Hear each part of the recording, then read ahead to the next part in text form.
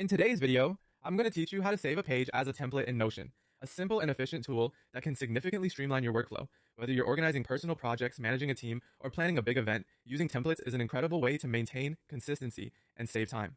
Let's start by preparing your page content. First, navigate to the existing page you'd like to transform into a template.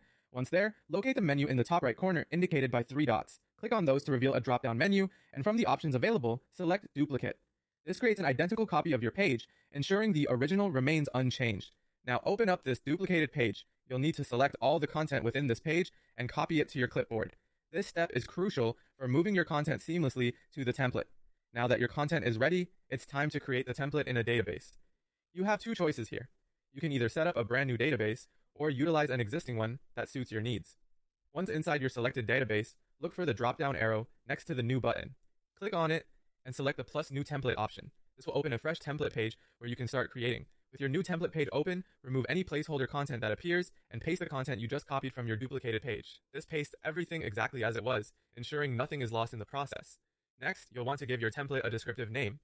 Naming it something clear and precise, like Project Brief Template, will help you and others recognize its purpose quickly in the future. After naming your template, it's time to exit the template editor. You can do this by clicking the back arrow or simply clicking outside the template area.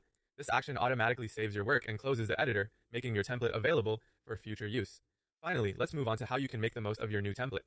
Head over to the database where you saved your template. When you're ready to use this template, simply click the New button. You'll notice your template listed there. Select it, and voila!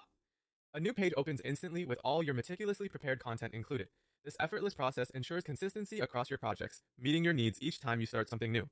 By following these straightforward steps, you can efficiently create and use templates in Notion, greatly easing your organizational tasks. We hope this video has been helpful, and if you have any more questions, feel free to leave them in the comments. Thanks for watching and happy organizing!